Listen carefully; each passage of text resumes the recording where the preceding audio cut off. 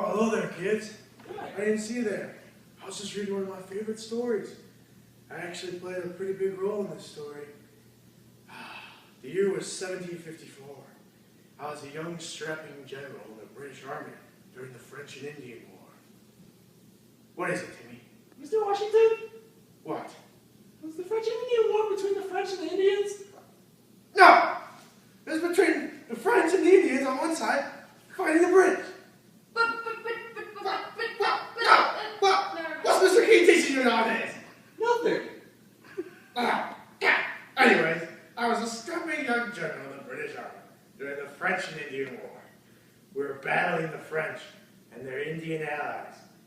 We soundly defeated them, securing Great Britain as the dominant power in America. With Great Britain in place as the top dog in North America, they began to assert their authority over the colonists.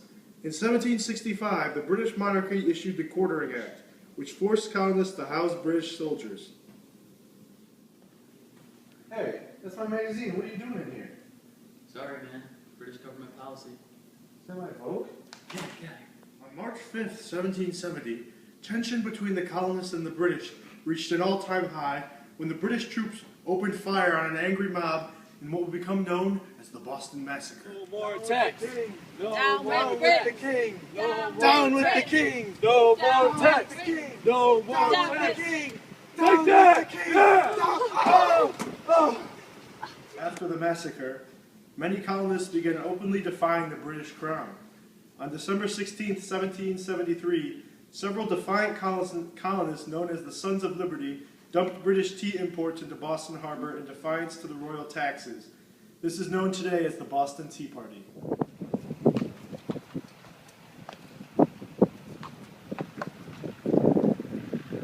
Take that, tea. After the Boston Tea Party, anger towards the British spread across the colonies. On April 7, 1775, British troop movements suggested that they were planning to march on Lexington and Concord. Paul Revere, a patriot, rode to these towns to warn the local militia of the British approach. Was his horsey cute? What was his name? His name was Butterscotch. He was the love of my life. The British are coming! The British are coming! Oh. So the British are coming! After the battles of Lexington and Concord, the colony was on its toes and ready to oppose the British.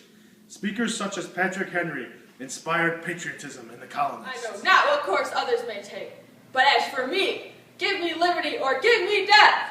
Yeah, liberty! Somebody say that? No, liberty. I'm Sorry.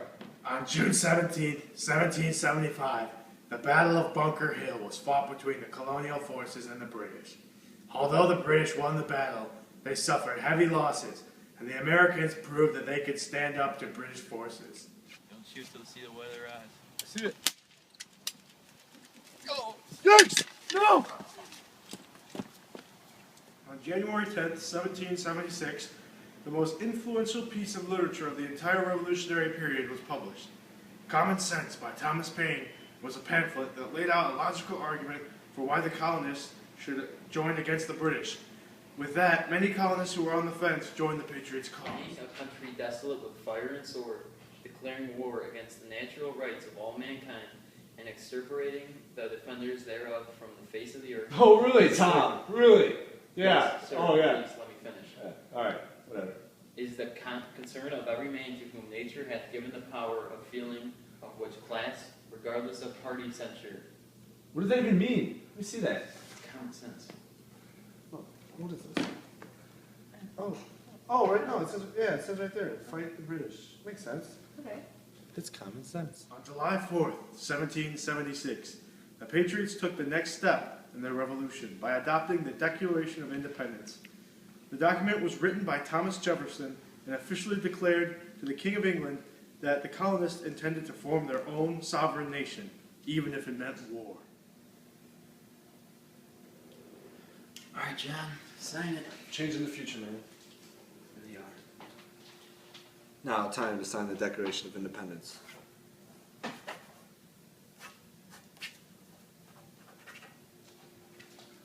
Damn it, John! What? You imbecile! What? Come on! You signed it too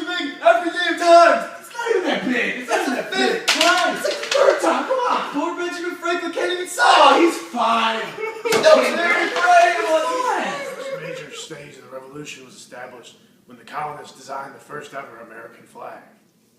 How about this one? Not bad. I don't know. I'm getting kind of like an evil vibe off of it for some reason. I mean, someone will use it someday, right? Yeah. That's whatever. How about this one? Ooh. For whatever reason, No. I don't know if it feels like it's too southern to me. Yeah, I kind of like the colors. Yeah, the The red, colors are white, good. blue, The colors are good. Just try that with the colors. I think I got it. You got it? How about this one? Oh, that's baby. the one. Oh, I like it. I like she's it. the one. That's the one. Way to go, Betsy. 1779, it was discovered that there was a traitor among our ranks. His name was Benedict Arnold. He was an American general who planned to surrender the fort he was in command of to the British Army. His plot was discovered, and he subsequently joined the British Army. Where? Take one of these and one of those two, please. How you doing? Pretty good. You want any food? Yeah, it's a pretty good restaurant. Yeah, it is. 5 stars. These are Benedict eggs and an Arnold Palmer. Oh, you traitor. In 1781, the last major battle of the war took place. The Continental Army defeated the British and captured their last major stronghold at Yorktown. Are you surrounded, you dirty redcoat? Yeah, surrender now, you red. All right, I surrender. I surrender. September 3rd, 1783, the United States and Great Britain came together in Paris, France, to sign a peace treaty that would end the war. Britain agreed to land concessions, and the United States agreed not to pass legislation that would persecute British loyalists. We are here in Paris to negotiate the peace treaty. You, what do you want? I want all this land, America.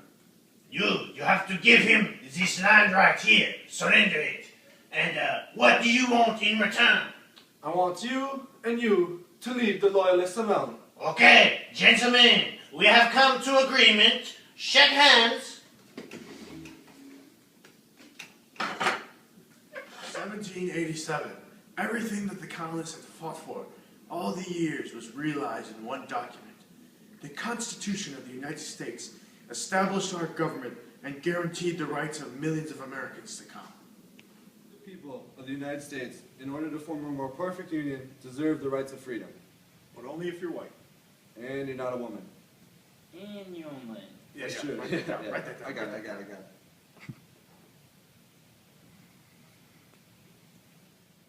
Well, that's the end of our story, Timmy. I hope now you realize how important this period of time was to our nation's history. It laid the foundation for our whole country and ensured the prosperity of all future Americans to come.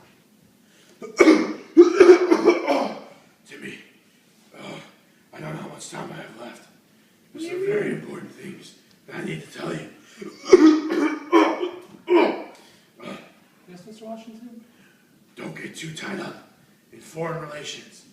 Don't let treaties drag you into wars that America shouldn't be involved in.